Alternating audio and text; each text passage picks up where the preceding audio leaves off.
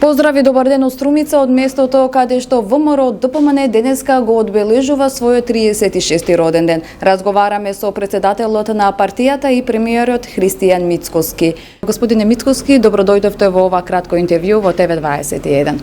Кога ќе погледнете на назад на овие 36 години од ВМРО ДПМН, кој е вашиот најголем успех и која е најголемата грешка од која партијата научи? Па јас мислам дека ако гледаме како успех ВМРО ДПМН како политичка партија, генерално е успех на македонската политичка сцена, бидејќи е вградена во темелните вредности во Македонија и кај граѓаните во Македонија. А кога би ме прашале што е можеби најголемиот неуспех, јас мислам дека не требаше тогашниот политички естаблишмент да дозволи да ни се случи онаа 2001 година. И ценам дека тоа е можеби најголемата грешка што се случи на политичката сцена кај нас. Мислам дека тогаш како влада и како политичари во која што имаше од повеќе политички партии, не требаше да се дозволи тоа да се случи.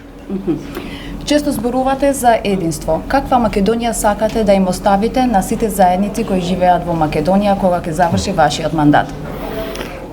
Таква Македонија во која што нема повеќе да зборуваме за единство, туку единството ќе биде нешто кое што се подразбира. Односно дека сите ќе си сакаме оваа наша заедничка преубава татковина, која што е богата бидејќи има многу различни култури, различни етникуми, различни конфесии и кои што сите ќе бидат влюбени подеднакво во својата татковина, бидејќи на крајот од денот нашите животи ги поминуваме тука се радуваме, тука тагуваме и најверојатно сите ние нашиот живот ќе го завршиме тука во нашата татковина. И тогаш кога ќе престанеме да зборуваме за единство, кога единството се подразбира, тогаш можам да кажам дека ќе биде најголемиот успех што го направиле граѓаните во Македонија. Како мислите дека албанците денес гледаат на ВМРО ДПМН? Па ако ги гледам анкетите кои што прилично фреквентно ги работиме, можам да кажам дека јас лично како политичар, но и ВМРО ДПМН се неколкукратно подобри во перцепцијата кај албанците, отколку тоа што беше, да речеме, пред 10 години.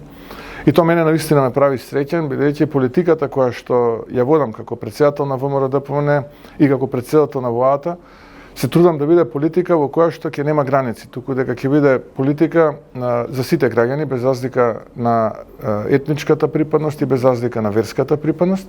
И тоа е она кое што јас лично како политичар мислам дека е исправно да се прави и верувам во тоа.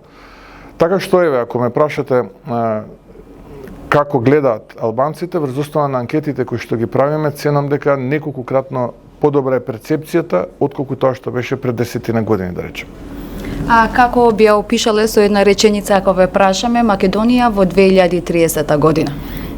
Македонија која што победила.